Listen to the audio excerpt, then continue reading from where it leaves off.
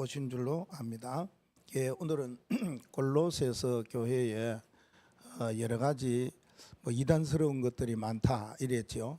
오늘 그 본문을 8절로 23절까지 길게 읽었습니다. 근데 15절 하반절 말씀에 바울이 이 말씀을 주시고 있습니다. 어떻게 이단을 이겼느냐? 하나가 이겼다. 그걸 보고 십자가다. 그래서 십자가로 이러면은 우리가 해석할 때에 복음으로 혹은 그리스도로 그 말이죠. 십자가로 그들을 했습니다. 그들은 누구냐? 복음 플러스 알파 하는 사람들이 있어요. 그들을 어떻게 하셨다고요? 이기셨느니라 이랬습니다. 참 귀한 비밀의 말씀이 이 속에 다 담겨져 있다. 그렇게 봅니다.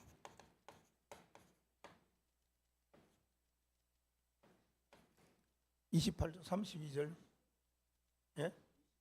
(23절) (8절) 십자가로 그리스도 통해서 그들을 이기셨느니라.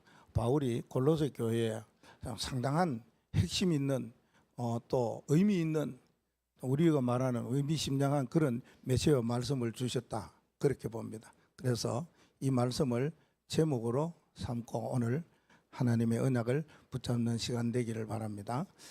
우리가 살아가면서 보면은 사람들을 볼 때에 여러 가지 많은 종류의 사람들이 있지만은 두 가지 종류의 사람이 있어요. 우리가 성경으로 볼 때에 그 말입니다. 세상에서는 이런 사람 저런 사람 구분하고 분류하면은 많은 사람들을 이야기할 수 있지만은 성경을 기준으로 볼 때에는 두 가지 사람이 있습니다. 한 사람은 어떤 사람이냐?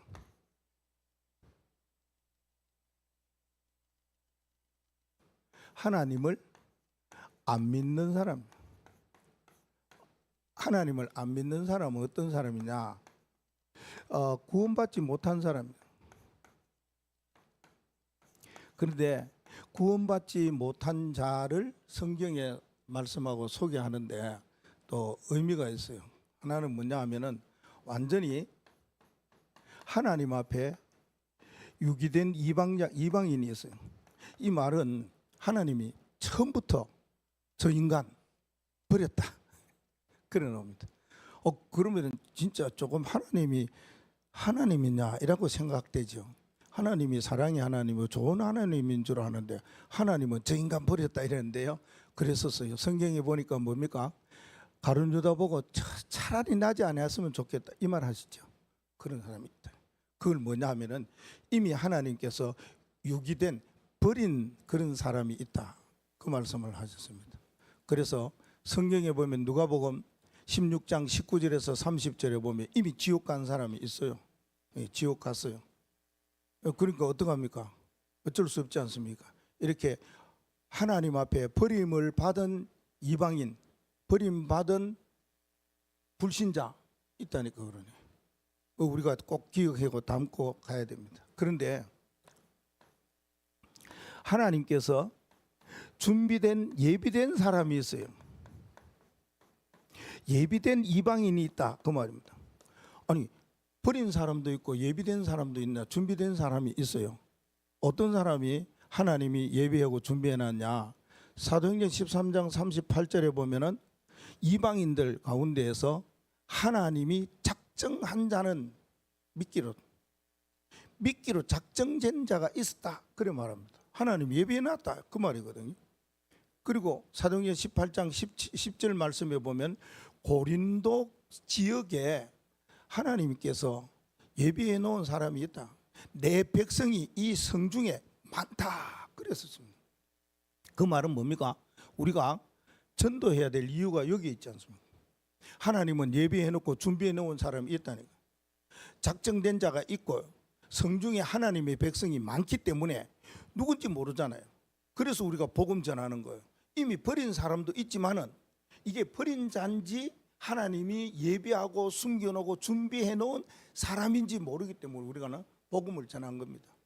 이 복음을 아주 반대하고 완곡하게 반대하고 복음을 거부하는 사람 어찌할 수 없지요. 아, 이 사람은 하나님이 이런 사람이구나, 유기된 사람. 그러나 불신자인 것 같은데 내가 복음을 전했더니 복음을 받아들이고 믿는 사람으로 나와요. 그건 하나님이 예비해 놓은 사람이다, 그 말이에요. 하나님을 안 믿는 자 중에서도 이런 사람이 있기 때문에 우리는 복음 가지고 증거할 수밖에 없다. 두 번째는요, 하나님은 뭐요? 믿는 사람입니다. 하나님을 믿는 자는 뭡니까? 구원받은 자를 말합니다. 하나님의 구원받은 사람이 있어요. 구원받은 사람 중에도 두 가지 종류의 사람이 있습니다. 한 사람은 어떤 사람이냐 하면은 하나님의 주권과 하나님의 은혜로 말미암아 믿은 사람이 있어요. 그걸 보고 성경에는 뭐라고 그러냐면은 에베소 2장 6절과 8절 말씀에 믿음이에요. 하나님의 은혜에 의하여 믿음으로 말미암아 구원을 받는 거예요. 우리가 구원받은 거는 하나님의 주권 속에 있는 은혜, 그 은혜 속에서 믿음으로 구원받는 이런 사람이 있어요. 그런데 구원받아 놓고도 그냥 가는 사람이 있어요. 예수 좀 믿는 사람이 있어요. 때로는 뭡니까? 이 사람이 종교인이 될 수도 있는 기고 말입니다. 또 이 사람은 신앙생활에 그냥 올라갔다 내려갔다 업다운 되듯이 우리 사람의 마음대로 기분이 좋을 때는 믿고 막 안 그럴 때는 막 말고 막 이런 식으로 신앙생활을 하는 사람도 있다. 구원은 받았는데 하나님의 은혜는 맛보았는데 때로는 뭡니까? 우리 육신이 연약해가지고 이렇게도 넘어지고 저렇게도 넘어지는 사람이 있다, 그 말입니다. 그런데 어떤 사람이 있느냐? 하나님의 섭리와 하나님의 경륜을 따라서 믿는 사람이 일어나요. 그런 사람도 있어요. 이거는 하나님이 하시는 중요한 일이다, 그 말입니다. 그래서 뭡니까? 예수님께서 뭐라 그랬습니까? 제자들 베드로를 보고 말해요. 너는 나를 따라오너라. 내가 사람 낚는 어부 되게 하겠다. 사람 낚는 제자로 세우겠다, 그 말씀하셨거든요. 마가복음 3장 13절에서 15절에는 뭐요? 예수님께서 원하는 자를 부르시니 나 왔어요. 그때 내가 너와 함께하고 전도도 하고 귀신을 쫓아내는 권세를 주기 위함이다, 이런 말씀하셨습니다. 여기에는 뭐가 있냐 하면 하나님의 섭리와 경륜을 따라가는 사람이 있어요. 여러분, 예수 믿는 사람이잖아요. 자, 하나님을 믿는 사람이고 구원받은 사람인데 두 가지 종류가 있다는 것 여러분이 언약을 붙잡으셔야 됩니다. 나는 어떤 사람이냐, 어떤 길을 걸어가느냐, 어떤 흐름을 타고 있느냐, 어떤 마음으로 신앙생활을 하느냐 하는 겁니다. 구원은 받았는데 구원은 받았지만은 그러나 하나님의 섭리와 경륜 따라서 하나님 하시는 일이 있거든요. 하나님 하시고자 하는 섭리와 경륜이 있단 말입니다. 그 길을 걸어가는 사람이 누구냐? 하나님으로, 주님으로부터 부름받은 제자라. 누구냐? 사명자라, 그 말입니다. 이와 같이요, 미션을 가진 사람이 있다, 그 말입니다. 하나님의 부름을 받고 믿음의 사람으로서 미션을 딱 붙잡고 가는 사람이에요. 내가 어떤 사람이냐, 나 뭐 해야 되느냐, 어떤 길을 걸어가고 흐름을 타야 되느냐 하면서 내 생명을, 내 모든 삶을, 내 가는 평생을 어떻게 살아야 되겠다 하는 거 딱 나와요. 답이 나온 사람. 이게 전도, 세계복음화 이거잖아요. 그 성경에 보면 그려놨습니다. 제자로 가는 사람도 있고 무리로 살아가는 사람이 있어. 교회 안에 무리로 그냥 하는 사람도 있지만은 그래, 이거야, 정말이야, 맞아, 그렇지, 그렇게 살아가는 사람이 있다, 그 말입니다. 우리가 내가 어떤 사람이냐는 것을 언약으로 붙잡고 가야만이 이 땅에 일어나고 교회 안에 일어나는 혼란스러운 그런 이단 사상들, 또 이상한 그런 종교들 많아요. 우리 교회는 진짜 복음으로 하나잖아요. 근데 골로새 교회가 그래 하지 아니했다는 거예요. 그래서 바울이 에바브라를 통해서 교회의 상황과 형편과 여러 가지 이 배경을 듣고 보니까 이거 그냥 있어서는 안 되겠다 하면서 1장에서부터 좀 2장 8절까지는 뭐냐 하면은 예수 그리스도에 대한 이야기를 계속 했어요. 그리고 8절부터 나오는 게 이겁니다. 첫 번째로 나오는 게 그거란 말이에요. 복음 외에, 그리스도 외에 다른 알파가 있다, 그 말이에요. 그리고 예수님께서는 십자가로 세상의 모든 흑암과 사단과 그 일을 권세를 이겼는데 말입니다. 그거 말고 다른 것을 강조하는 사람이 많거든요. 그러면은 우리는 어떻게 살아가야 되느냐? 19절 말씀에 보면은 뭐라고 말합니까? 하나님께서 하신다면 해요. 하나님이 하신다면은 무엇이든지 다 하신다, 그렇게 말씀하고 있습니다. 그래요. 하나님이 자라게 하심으로 자라느니라, 그래 말합니다. 너희들은 몸이 하나이고 머리가 하나인 것처럼 머리 마디마다 힘줄마다 공급을 받아서 연합해서 하나님이 자라게 하심으로 자라느니라, 이 말을 여러분이 언약으로 붙잡으세요. 아, 하나님이 하신다면 하시는구나, 그겁니다.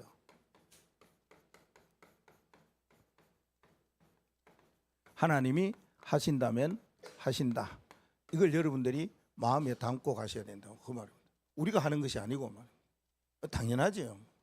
뭐 그래서 내게 능력 주시는 자 안에서 성령의 충만한 가운데서 하나님이 힘 주시고 은혜 주시는 가운데서, 그거는 두말할 거 없고요.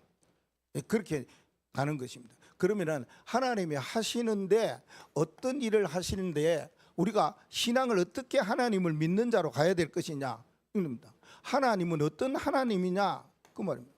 성삼위 하나님을 뭐 해야 되냐? 바라봐라. 하나님을 바라라, 이 말씀이 많아요, 구약 성경에. 그 말은 하나님이 어떤 하나님이냐? 성삼위 하나님. 이것만 딱 붙잡으면 돼요. 우리가 그 신학 공부할 때는요, 삼위일체에 대한 이야기를 많이 듣거든요. 그분이 삼위일체에 대한 이야기를 하는데 이야기하면 할수록 헷갈려요. 이 뭔 말인지 막 그럴 때는 막 그냥 지나가요. 어떡합니까? 뭐 이해하려도 안 되고, 뭐 은혜 받는 것도 안 되고 말이에요. 지식적으로 알려고 하도 안 되고 말이에요. 근데 우리가 지금 믿는 하나님은 어떤 하나님이냐? 성삼위 하나님이시다.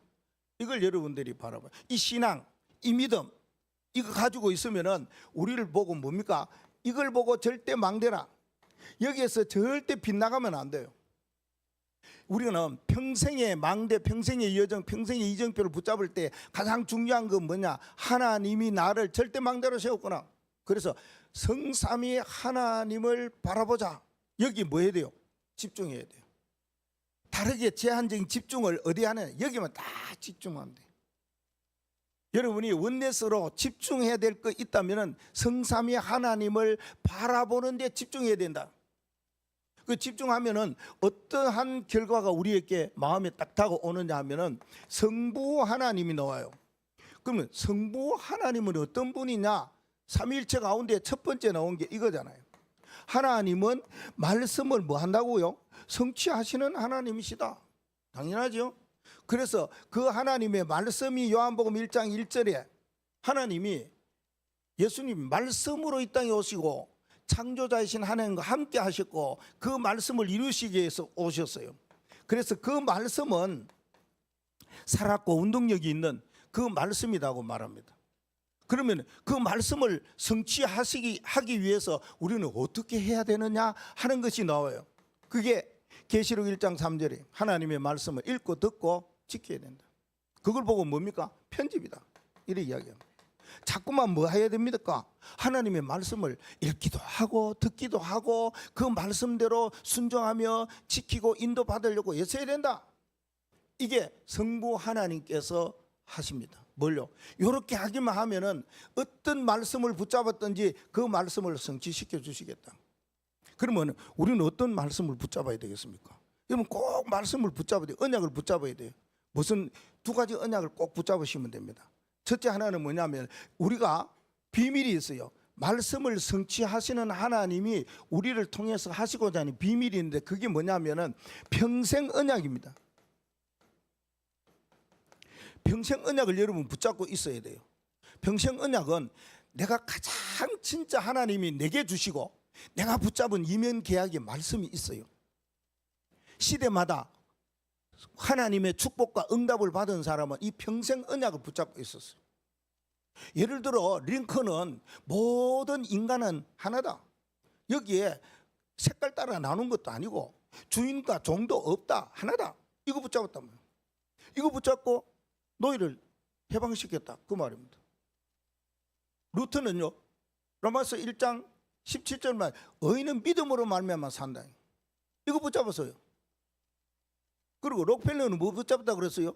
우리가 사람이 받는 걸 좋아하잖아요. 그러나 주는 자가 돼야 된다. 이걸 병실에서, 병원에서 그 글귀 보고 깨닫고, 그래서 94세까지 더 오래 살았다는 말이 있죠. 이거는 여러분이 어떤 말씀을 붙잡고 있느냐 평생입니다. 그런데 평생 언약을 붙잡은 게 이것이 바뀌어질 수 있어요. 왜? 내가 은혜를 받잖아. 내가 믿음으로 성장하잖아요. 제자리에 있는 것도 아니잖아요. 뭐 일을 하다가 보면 거기에 하나님의 역사와 하나님의 놀라운 일을 체험하면서 내게 부닥치는 것이 있지 않습니까? 그러면 이게 뭡니까? 반전되어져 가면서 전환점을 이루어 새롭게 가거든요. 그럴 때는 내가 평생 언약을 붙잡아도 그거 바뀌어질 수 있다는 거예요. 그런데 평생 언약이 없으면은 이 사실이 약해진다 그 말입니다. 뭐요? 예배 언약 말입니다. 예배 언약은 시대마다 주는 거거든요. 이 시간에 주고 이번 주간에 주고 하루를 주는 언약이 있다 그 말입니다. 그거는 어디서 찾아요? 예배 시간에 찾습니다. 이런 말씀 속에서 찾습니다. 그래서 뭐가 중요하답니까? 예배 시간이 중요하다는 거예요. 일주일을 어떻게 살아가느냐? 말씀 붙잡고 살아가는 거지요. 왜요? 그 말씀은 하나님께서 성취시켜 주시겠다고 했으니까. 그러면은 그 말씀은 내가 어떻게 붙잡아야 되느냐? 오늘 여러분 붙잡는 겁니다. 이거는 하나님이 주시는 은혜로 대단히 중요하고 우리가 꼭 붙잡아야 될 중요한 말씀, 메시지다 그 말입니다. 그렇게 하다가 보면 이 두 가지 속에서 하나님이 내 삶 속에, 내 사명 속에, 내 세계복음화에 가는 길 속에, 내 학업 속에, 내 산업 속에 300%에 어떻게 이루어가는지 이게 막 자꾸 응답으로 오게 되는 거예요. 이걸 여러분 붙잡아요. 놓치면 안 됩니다. 말씀 성취. 우리가 그냥 말씀 성취가 아닙니다. 이걸 붙잡으셔야 된다. 두 번째는요, 성자 하나님은 뭐 하신다고요? 기도에 대한 뭐가 주십니까? 응답을 주셔요. 기도 응답입니다. 그래서 예수님이 우리가 그 이름으로 기도할 때는 반드시 응답이 오게 돼 있어요. 그래서 뭡니까? 너는 내게 부르짖어라. 그러면은 내가 네게 응답하겠다. 응답뿐만 아니라 미래 장래에 알지 못하는 은밀한 일까지도 네게 보이리라. 그래 말씀하고 있습니다. 그래서 예수님이 직접 말씀했지 않습니까? 뭐라고요? 내 이름으로 기도해라. 다른 이름 말고. 그래서 우리는 기도할 때 끝에 꼭 보면 뭡니까? 예수님의 이름으로 기도합니다. 예수님의 이름으로 기도해야 되고, 그리스도 예수의 이름으로 기도해도 되고, 주 예수 그리스도의 이름으로 기도해야 되고. 그 이름이 어떤 이름이라고 했습니까? 그 이름이 모든 만물을 다스리는 그리스도의 이름이다. 온 세상 만물을 복종케 하고 다스리고 통치하는 그 이름이 얼마나 위대한 이름입니까? 이 이름으로 기도하면은 응답이 온다는 거예요. 그래서 뭐랍니까? 기도를 계속해서 자꾸만 뭐 합니까? 쌓고 쌓아라. 그래서 이걸 보고 설계라 그러는 겁니다. 여러분 기도할 똑같은 기도를 하도 괜찮지만은 같은 기도를 하다가 보면 뭔가 달라져요. 예를 들어 내 자녀를 위해서 기도하다가 보면 뭡니까? 이게 그것만 되어진다면은 좀 생각이 이상해질 거란 말이에요. 그건 육신의 기도지만은 말입니다. 달라지고 변화되고 바뀌어지게 돼 있지요. 그렇게 돼야 된다 그 말입니다. 그걸 보고 설계라 그 말입니다. 설계 아니고 설계. 여러분이 진짜 기도를 어떻게 해야 되느냐, 이게 답이 나와야 돼요. 그래서 그리스도께서 우리에게 주신 기도 붙잡고 기도하라 그러지 않습니까? 그 비밀이 있어요. 기도 응답의 비밀이 있다 그 말입니다. 근데 여러분들이 기도하는데 응답 받을 수도 있어요. 왜 안 오느냐? 나중에 올 수도 있고 안 올 수도 있겠지만은 그것보다가 이 기도를 하면은 응답이 오게 돼 있다 그 말입니다. 그래서 그리스도께서 우리에게 주시는 기도 777이라 그 말입니다. 7 망대, 7 여정, 7 기도 이정표 놓치지 말고 여러분이 기도하시면 됩니다. 그거요 하루에 한 번씩만 하면 돼요. 아침에 일어나서 망대기, 집을 떠나서 나가면은 여정하고 말입니다. 저녁에 말입니다. 묵상 깊이 하면서 오늘 하나님이 내게 어떤 증거를 주셨지? 이정표 놓고 기도하면 됩니다. 아마 다 한꺼번에 다 하셔도 되고, 저는 구분해서 하시라, 분류해서 하시라. 아침 기도는 망대 기도를 하시라. 그 망대 기도를 하다가 보면 늘어질 수 있어요. 여러분이 학교 가든지 직장 가든지 밖에 나갈 때, 우리 집 밖에 나갈 때 어디에서 어떻게 기도하느냐 여정 놓고 기도해 보십시오. 현장에 가면 어떤 일이 일어나는 거예요. 저녁에요 망대 놓고 기도하면요 하나님이 내게 어떠한 평안과 행복을 주는지 그게 나온단 말입니다. 그러면서 이걸 뭐 하라고요? 기도는 24입니다. 24 기도를 어떻게 합니까? 할 수가 있습니다. 왜요? 24 돌아가는 게 있어요. 24 계속 시스템이 돌아가요. 24 여러분이 다른 거는 멈춰도 이거는 계속 돌아가요. 공장에 돌아가는 기계가 시스템이 전기가 멈추면 멈추지만은요, 이거는요 세상에 뭔가 다 멈춰도요 이것만은 돌아갑니다. 이것만은 멈출 수 없습니다. 뭐가 있습니까? 여러분에게는 이게 있어요. 이거 가지고 기도하시면 됩니다. 하나님은 이걸 지키신다고 했습니다. 내 마음과 생각을 지키시니까 감사하는 마음으로 기도하라 그랬습니다. 천 없어도 이거는 누구든지 못 막습니다. 못 끊습니다. 그래서 기도를 이렇게 해서 그렇게 하다가 보면은 계속 바뀌어질 수가 있다. 그걸 보고 설계라 그 말입니다. 하셔야 됩니다. 성삼위 하나님을 믿는 우리잖아요. 그러면 성부는 성자는 성령은 어떤 일을 하시느냐? 성령 하나님은 잘 알지요. 구원의 역사를 이루신다고 말합니다. 그 우리는 이걸 붙잡고 있습니다. 구원의 역사를 어떻게 이루시느냐? 마태복음 28장 16절에서 20절 말씀에 보면은 하늘과 땅의 권세를 가지고 제자 삼으라. 모든 민족에게 만민에게 복음을 전해라. 내가 세상 끝날까지 너희와 항상 함께 있겠다. 그렇게 말씀을 하셨다. 그 말입니다. 그러면은 사도행전 8장 26절에서 40절 말씀에 보면 주의 영이 빌립에게 이럽니다. 성령께서 빌립에게 이 말씀하고 있습니다. 뭘 말입니까? 성령께서는 구원의 역사를 이루기 위해서 빌립에게 말했다 그 말입니다. 그게 수레에 가거라. 그게 가서 예수가 뭔가 물어보면서 궁금하게 여기는 거 에디오피아 내세에게 복음 전해라고 성령께서 그랬습니다. 그래서 우리가 하는 일이 뭡니까? 사도행전 1장 8절 아닙니까? 이렇게 구원의 역사는 일어나게 되어 있습니다. 땅 끝까지 구원의 역사는 우리의 의지와 우리의 모든 뭔가 아무 상관없이 성령 하나님은 이런 구원의 역사를 이루어 가십니다. 그 구원의 역사를 이루어 가기 위해서 우리가 기도를 하지 않습니까? 그 계속 기도하면서 나오는 것이 뭡니까? 디자인이다 그 말입니다. 어떤 모습으로 가야 되느냐 그 말입니다. 디자인은 사람을 만나가 전도하잖아요. 뭐 짐승에게 전도하는 것도 아니고 말입니다. 허공에다가 전도하는 것도 아니고요. 현장에 누구요? 현장에 있는 사람에게 갑니다. 그 사람의 영적 상태는 6가지 영적 상태에 있든지 아니면 12가지 문제 속에 있든지 있을 거 아닙니까? 그 사람들에게 복음을 전할 때에 하나님이 성령으로 역사하신다 그 말입니다. 그러면은 우리가 성령께서 전도에 대한 역사를 할 때 어떻게 우리가 붙잡아야 되느냐? 이 3가지를 붙잡으셔야 됩니다 그 말입니다. 그건 뭐냐 하면은 하나님은 반드시 만남의 축복을 주신다. 그러면은 구원의 역사가 이루어집니다. 이때에 일어나는 것이 뭐냐? 정인이로 제자로 세워지는 역사가 일어납니다. 예를 들어서 브리스가 부부와 바울이 만났어요. 만남의 축복이 어떻게 이루어졌습니까? 그 구원의 어마어마한 역사가 막 일어났어요. 그래서 로마를 살리는 정인이 되고 동력자가 되는 역사가 일어났어요. 아니, 루디아를 생각해. 루디아가 바울을 만났어요. 만남의 축복이 딱 현장에서 일어났어요. 그 현장에 일어나니까 루디아가 진짜 하나님이 구원하시기로 작정하고 예비해 놓은 사람이라 구원의 축복을 받아 너무 기쁘고 좋아. 그래서 빌립보 지역에 교회를 딱 세우는 거죠. 그런 일이 일어나요. 그런 제자로 세워지는 일이 일어나요. 누가 하느냐? 성령께서 하신다. 우리가 믿는 하나님은 절대 어떠한 일에도 조금도 개의치 않고 우리에게 역사하십니다. 복음으로 세상의 모든 사람을 이기고 승리하게 하신다 그 말입니다. 그러면은 이게 십자가인데 십자가 외에 십자가 플러스 알파가 도대체 뭐냐? 그래서 8절 말씀에 보면은 이걸 보고 뭐라 그럽니까? 뭐 하라 그럽니까? 골로새 교회에 어마어마한 일들이 많이 일어났어요. 그런데 너무 심각한 일이 일어났어요. 그래서 뭐라고 그러냐? 십자가 외의 알파 여기에 뭐 하라고 그랬습니까? 주의하라 이랬습니다. 8절 말씀이 그랬죠. 주의하라 이랬습니다. 그러면은 주의하라는 이 말씀은 거기에 대한 경계심을 가지고 복음과 그리스도에 대한 언약을 놓치지 말고 꼭 붙잡아라 그 말이거든요. 십자가는 사실적으로 바라볼 때에 이거는 복음의 핵심이요 그리스도의 핵심이다 그 말입니다. 이거 붙잡으면 되는데 말입니다.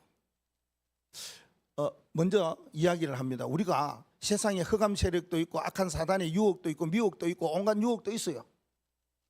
그래요. 인간의 사람이 일어나는 여러 가지의 진짜 복음 외에 다른 것들이 막 일어날 수 있어요. 그게 정상이에요. 우리 신입니까? 여러분이 뭐 얼마만큼 위대하고 훌륭하면 훌륭할수록 하나님을 떠난 자는요 그걸 할 수밖에 없어요.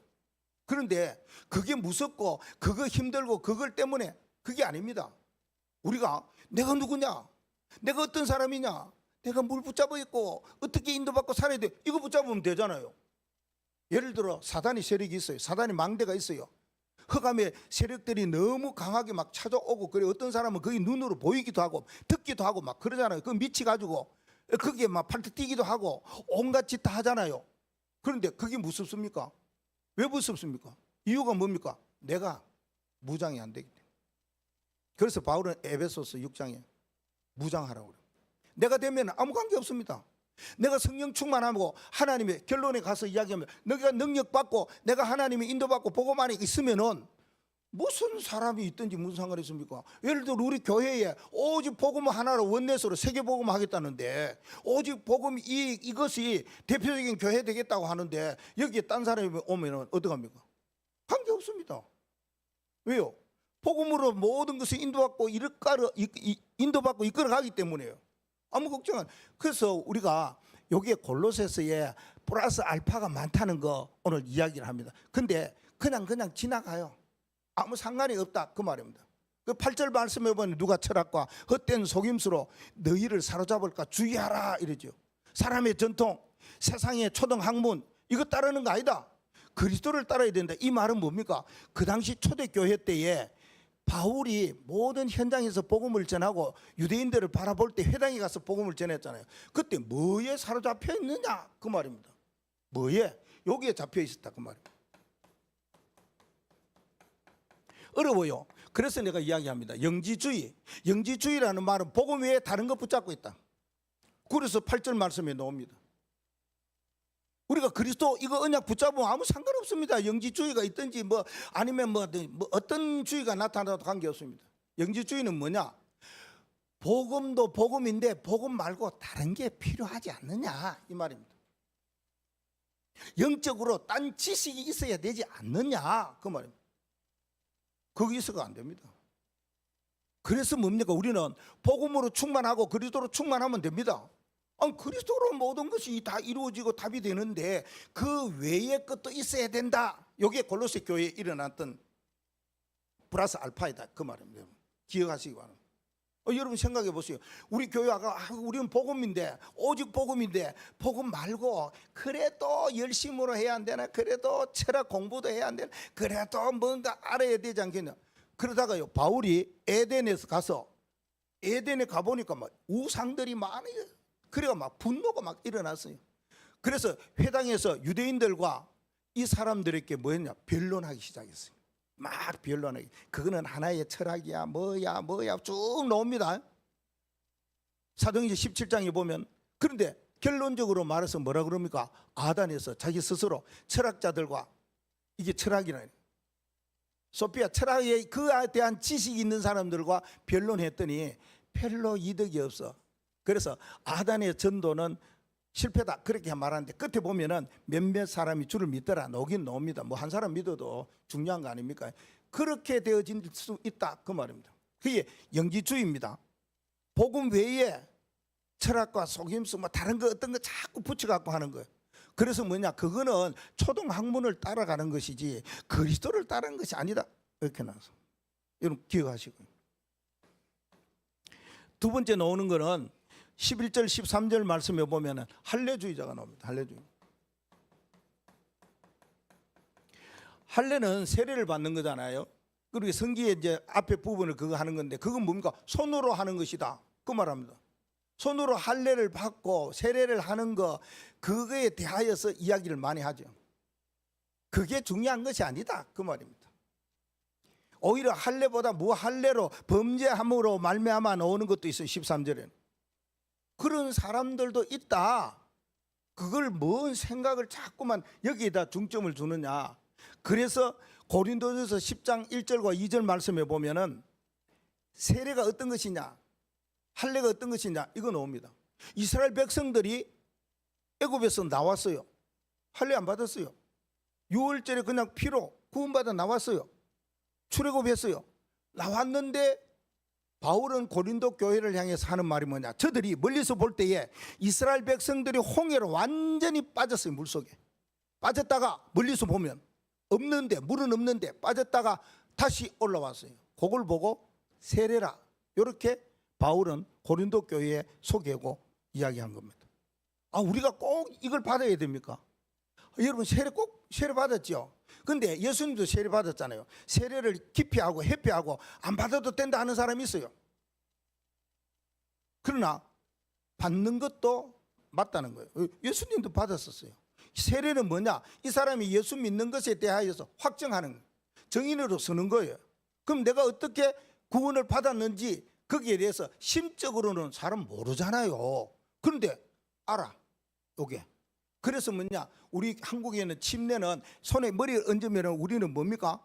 모든 몸이 다 여기에 빠졌다 이렇게 생각하고 머리에 물 얹잖아요.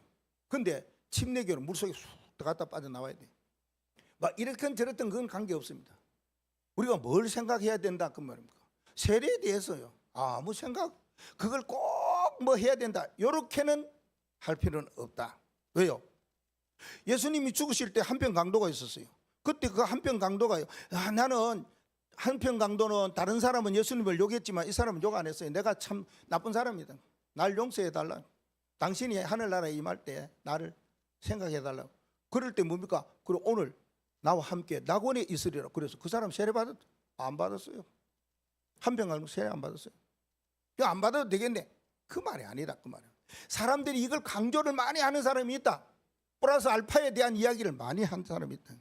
그건 아니다, 이 말을 할 수가 있어야 된다. 그 말입니다.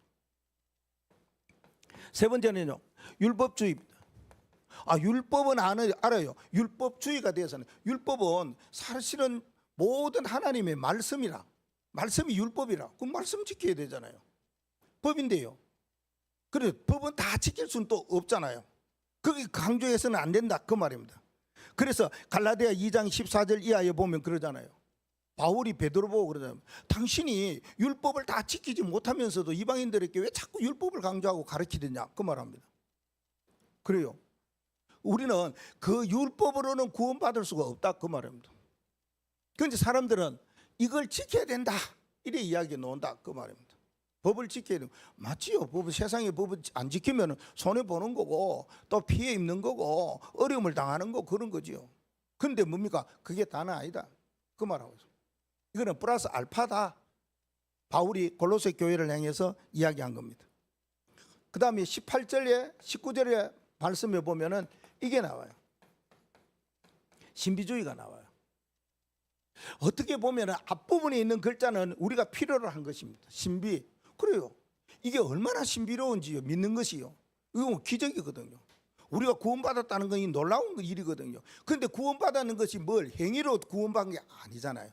뭘 우리가 얻어가지고 구원받은 것도 아니잖아요. 뭔 대가를 지불해갖고 구원받은 것도 아니잖아요. 완전히 뭡니까? 하나님의 은혜로 구원받은 거 아닙니까? 그래서 18절 말씀에 보면은 거기에 이야기합니다. 혹시나 꾸며낸 겸손, 천사 숭배, 여기에 대해서 뭐라고 말합니까? 본 것을 의지하거나 생각이 헛되이 과장하거나, 요게 신비주의다 그 말입니다. 뭘 말합니까? 너희가 꾸며내지 말아라 그 말이에요. 본 거 그대로 생각하고 생각한 거 헛되이 그렇게 과장해서 말하지 마라 그 말하고 있습니다. 그런 사람 많아요. 그렇죠?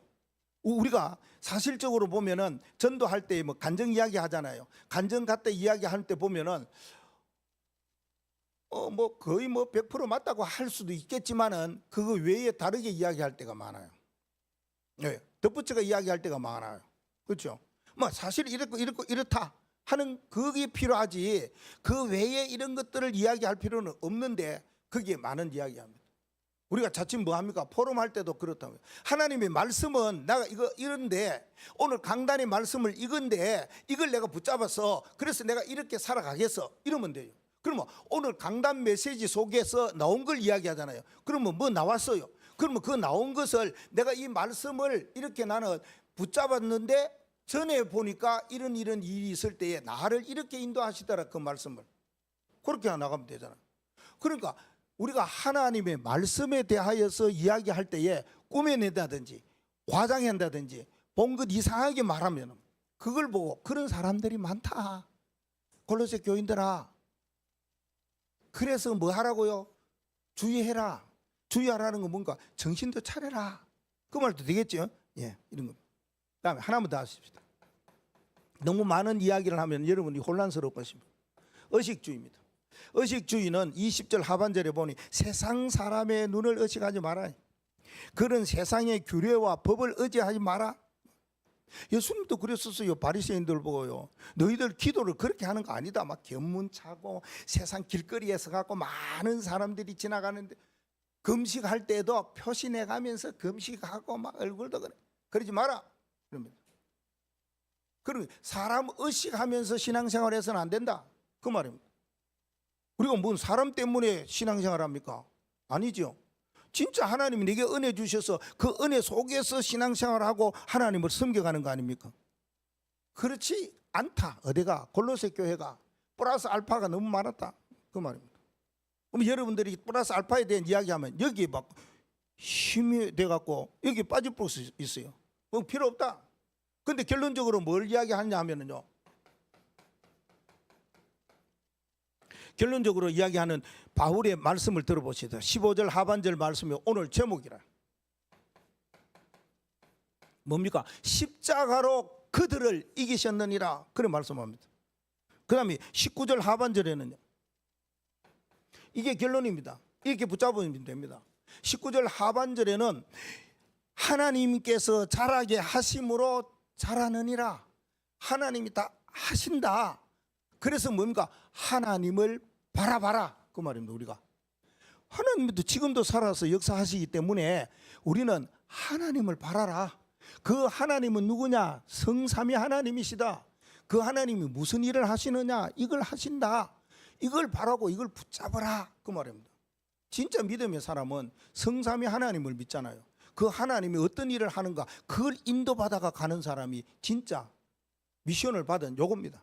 섭리와 경륜과 제자와 사명자다. 그 말입니다. 그냥 믿는 사람은 안 해도 돼요. 뭐 하려고 그거 해요. 힘드는 거 어려운 거 안 맞는 거 할 필요 없습니다. 근데 진짜 구원받은 사람으로서 하나님의 제자와 사명자로서 시대 살리고 세계 살리려면 뭐냐? 성삼위 하나님 보좌의 능력으로 역사하시는 그 하나님 그분의 인도를 받는 것은 맞지요. 그래서 하나님이 하신다 그 말을 했습니다. 그 다음 21절 말씀에는 뭐라고 그럽니까? 21절에 거기에 붙잡지도 말고 맛보지도 말고 만지지도 말라. 그거 여러 가지 많이 있다. 그거 붙잡으려고 애쓰지 말아라. 그거 또 뭔가 이런 새로운 것이 있구나. 이런 거 이런 주의들이 있구나. 와 여기 뭐지? 이거 맛보려고 하지도 말아라. 그게 진짜 뭔지 접촉하려고 하지 말아라. 만지지도 말아라. 그렇게 21절에 말씀하고 있잖아요. 결론을 여러분 붙잡으셔야 된다 그 말입니다. 그러면서 뭐라고 합니까? 22절 말씀에는 뭐라고 그럽니까? 22절 말 이 모든 것은 읽어봅시다. 이 모든 것은 한때 쓰이고는 뭐요? 없어져요. 한때만 쓰이는 것이 없어지니까 거기에 대해서 너무 관심 가지 마라. 그래서 뭐냐? 주의해라 이 말씀을 하고 있습니다. 23절에는 뭐라고 그럽니까? 23절에는 또 하나 있어요. 23절 뭐라고 처음에요? 이런 것들은 그런 말합니다. 다른 거 말고 여기저기 많이 있어. 이런 것들은 자의적으로 자기 스스로 숭배하고 자기 스스로 겸손하고 몸을 괴롭게 하는 데는 지혜 있는 모양이지만은 오직 육체를 따르는 것을 금하는 데는 뭐라고요? 조금도 유익이 가치 없다 그 말입니다. 아무 가치 없으니까 이 따르지 마라. 그렇게 바울은 골로새 교회의 결론을 딱 메시지를 줬었습니다. 여러분 붙잡으시면 됩니다. 세상에 많은 일들이 있고 많은 종교들이 있고 많은 여러 가지 흐름들이 있을 것입니다. 그런데 우리가 뭐 하면 되냐? 그리스도인이에요. 그래서 뭐냐, 다른 거 말고 이거에만 확신하면 됩니다. 오직 그리스도만, 예, 오직 그리스도만으로, 오직 복음만으로 이게 뭡니까 돼야 되느냐? 이게 당연 필연 절대가 돼야 돼요. 이거 말고 뭐가 필요 있겠습니까? 그래서 우리가 세상 사람들에게 뭔가를 저 사람 왜 저러노, 저 사람 어제 핵심 때 그랬죠. 1등 인생, 2등 인생, 3등 인생 뭐 이렇게 이야기하는데 그럴 필요 없어요. 내가 대보면 돼. 뭐 사람을 어떻게 비판하고 사람을 욕하고 뭐 사람을 대해서 뭐 여러 가지 할 필요가 전혀 없어요. 왜? 내가 안 되니까 그런 거예요. 내가 안 되니까 그런 거 자꾸 보여. 그렇게 말하고 싶어. 내가 안 되니까 나오잖아요. 내가 안 되니까 행동이 나오잖아요. 내가 되면 된다 그 말. 세상에 골로새 교회처럼 이 땅에도 결론적으로 나오겠습니다만 있어요. 이 외에도 다른 것들이 많아요. 그런데 그게 있은들 무슨 소용이 있느냐? 이런 것들은 아무런 조금 더 유익이 없어, 가치가 없어. 뭐만 하면 돼? 오직 그리스도만 붙잡으시면 돼. 오직 그리스도만 속에 있으면 돼. 이게 당연 필연 절대다 그 말입니다. 그래서 우리는 이거는 절대 여정으로 우리가 이 길을 걸어가야 돼요. 어떤 길로요? 요거를 결론적으로 결론에 나오는 요렇게 걸어가야 된다 그 말입니다. 그러면은 요거는 절대 이정표 속으로 가야 되는 거죠. 자, 절대 이정표 속으로 가려면 뭐 해야 되느냐? 성경에 보니까 이 말씀이 많이 나와요. 뭐가요? 그 안에서, 그 안에, 이 말이 많이 나와요. 바울이 처음에 그 이야기합니다. 영지주의를 이야기하고 난 뒤에 이야기가 나옵니까? 9절 말씀에 그 안에는 그 말하지요. 그리고요 10절 말씀에도 너희도 그 안에서 충만하였으니, 11절에도 또 그 안에서 너희가 그 말씀을 하죠. 12절에도 그러니까 그 안에서 그리스도와 함께 이 말씀도 합니다. 그 안에서 함께 일으키심을 받았느니라. 이 말을 많이 합니다. 바울이 골로새 교인들에게 이런 일들이 있어. 그런데 우리가 붙잡아야 될 건 뭐라고요? 골로새 교인들아, 이런 일에 대해서 주의해라. 흔들리지 말아라. 시험에 빠지지 말아라. 이것만 꼭 붙잡으면 된다. 그 안에. 그러면서 그분이 뭐 한다고 그랬어요? 그리스도께서 함께 이 말이 나옵니다. 너무 귀하잖아요. 12절 말씀에도 13절 20절 말씀에도 함께라는 말이 나와요. 하나님이 그와 함께 살리시고 이 말로 옵니다. 그리스도와 함께 죽었거든 어찌하여 세상에 사는 것과 같이 규례에 순종하느냐 이 말도 나옵니다. 이 중요한 단어다 그 말입니다. 이 말씀이.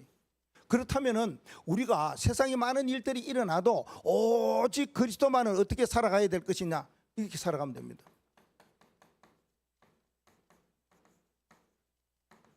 인생의 영원한 해답 있어요. 해답이고 정답이 있어요. 인생에 있어서 가장 확실한 정답이 있어요. 우리 인생은 어떤 문제를 가지고 있느냐, 한 가지 문제래요. 영적 문제. 영적 문제는 뭐니까 하나님 떠난 문제라 그 말입니다. 하나님을 떠나니까 다른 것에 빠져요. 다른 것에 뭐요? 미쳐요. 다른 것에 뭐요? 중독돼 버려요. 그겁니다. 왜 다른 것을 사랑하고 다른 것을 좋아하느냐? 하나님보다 더 사랑하는 거. 그 3장에 보면 이제 나옵니다. 우상 숭배다. 그게 나옵니다. 하나님보다 더 사랑한 거 있다면. 하나님 떠난 사람들이 어디에요? 다른 것에 중독돼 버렸어요. 다른 것에 미쳤어요. 다른 것에 푹 빠져 살아간다 그 말입니다. 그럴 때에 답이 뭡니까? 답이 예수 그리스도예요. 예수는 그리스도래요. 이거 이야기입니다. 이게요 인생 살아가면서 영원한 정답입니다. 여러분이 영적 문제 없는 사람은 없고, 그 영적 문제가 이상하게 막 알파 플러스 베타 감마로 막 나올지도 몰라요. 사람이 영적 문제이기 때문에 성령의 충만하면 괜찮아요. 그리스도 안에 있으면 괜찮아요. 그리스도와 함께 하면 괜찮아요. 그 안에서 그리스도와 함께 이거 괜찮아요. 그런데 그렇지 않을 수가 있어요. 그게 뭡니까? 영적 문제로 말미암아 막 팍팍팍 튀어나온단 말입니다. 그럴 때 어떻게 해야 되느냐 그 말입니다. 그게 정답이 뭡니까? 예수가 그리스도이시죠. 이걸요 가장 잘 이야기한 사람이 있어요. 그게 스데반 집사입니다. 스데반 집사는 어디에 이야기합니까? 사도행전 7장 1절에서 54절 말씀에 복음에 대한 이야기를 쫙 이야기합니다. 예수가 그리스도에 대한 끝에 이야기를 쫙 합니다.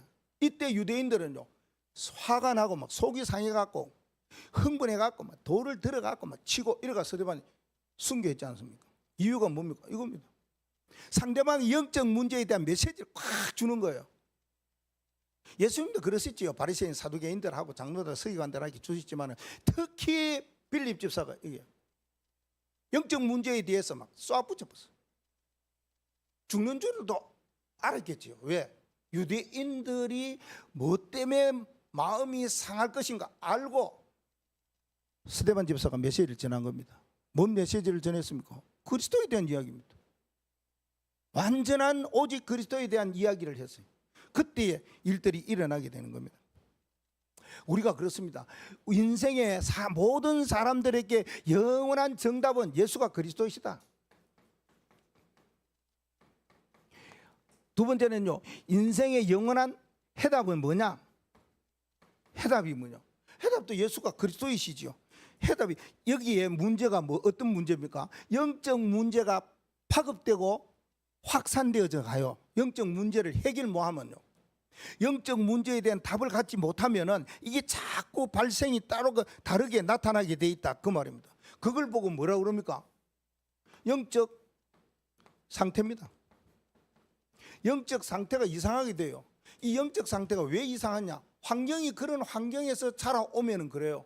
영적 상태가 이상하게 돼요. 그리고 이 영적 상태가 영적인 배경이 있어요.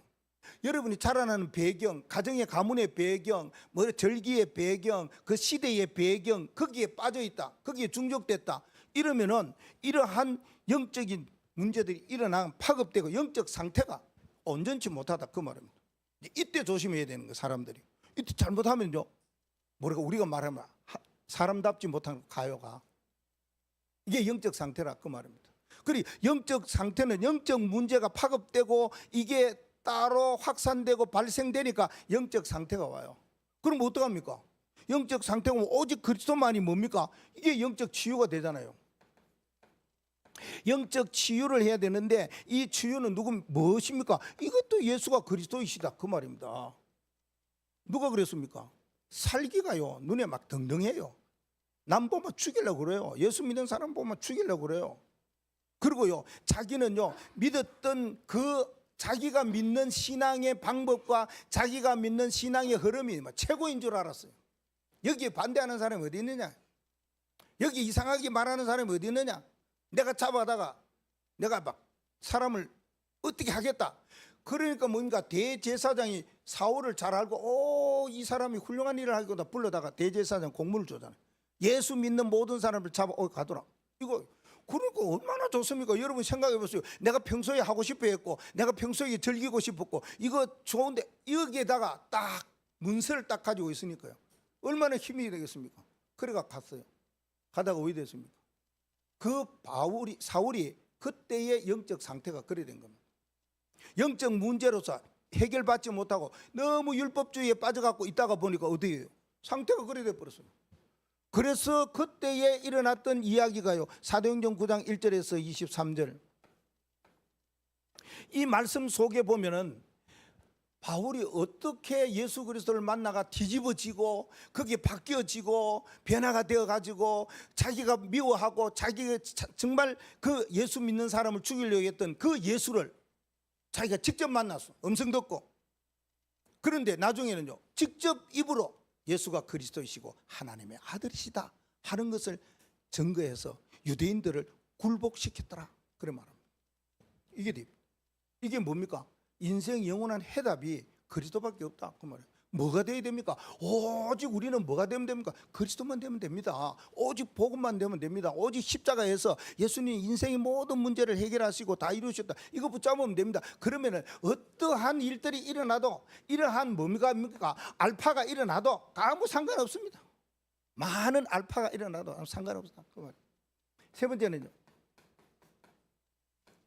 인생의 영원한 응답입니다. 그래서 우리는 보통 보면 정답, 해답, 응답 이러잖아요. 영원한 응답은 뭡니까? 이러다가 보면은 사람이 영적 문제 때문에 영적 상태에 빠지면은 영적으로 완전 다운돼 버려요. 그 우리가 말해서 저 사람이 예수 믿는 사람인지 안 믿는 사람인지 저 사람의 생활 보니까요 저 사람 말을 들어보니까요, 저 사람 행하는 거 보니까 저거 내가 듣기로는 예수 믿는 사람이라고 그랬는데 영 아니네, 이렇게 돼버린다니까요. 뭐가요? 영적 상태가 그렇게 돼버려요. 치유가 돼버려야 되는데요, 치유 안 되면 그렇게 되거든요. 그럼 어떻게 해야 됩니까? 회복해야 될 거 아닙니까? 늘 다운돼 가지고 늘 저 땅바닥 밑에만 있는 게, 그래서는 안 되잖아요. 그 영적 회복을 해야 됩니다. 이게요, 영적 회복하는 길이 응답이라. 인생의 영원한 응답이 이거라, 그 말입니다. 어떻게 회복할 수 있습니까? 우리의 힘으로 안 돼요. 우리의 능으로도 안 돼요. 오직 주의 신으로 돼요. 성령의 충만으로 돼요. 오직 그리스도로 돼요. 그래서 뭡니까?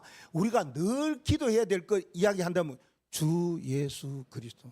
이 놀라운 기도의 제목입니다. 여러분, 진짜 내가 영적으로 굉장히 다운되고 영적으로 막 내려가든 빨리 회복시키십시오. 빨리 업을 시키십시오. 너무 그러다가 보면요, 완전 폐인되어 봅니다. 우리의 모든 영적인 게 피폐되어 버립니다. 우리 순간 그거는요, 우리가 그 할 수가 없어요. 예수 믿어도 이래 된다니까. 그러네. 믿는 사람도요. 예. 안 믿는 사람도 저렇지만 믿는 사람도 그래야 된다니까. 아무 할 것도 없고 말입니다. 하고 싶은 일도 없고 말입니다. 뭘 해야 되는지도 모르고 갈 수가 있다니까. 그래서 뭡니까? 영적 회복을 위해서는요, 여러분이 꼭 보자. 주 예수 그리스도. 그럴 때마다 그게 필요해서 예수님께서 뭡니까? 우리 주 예수 그리스도 이름으로. 바울이 꼭 서신서를 마지막 말미에다가 뭘 했냐? 우리 주 예수 그리스도의 이름으로 너희에게 있을지어다. 이렇게 축복기도 한 거 볼 수 있습니다. 우리 주 예수 그리스도. 그게 보통 말입니다. 그래서 뭡니까? 회복하기 위해서 붙잡아야 될 언약의 말씀은 뭡니까? 사도행전 1장 1절 3절 8절입니다. 그리스도, 하나님의 나라, 오직 성령, 이거 붙잡고 가시라, 그 말입니다.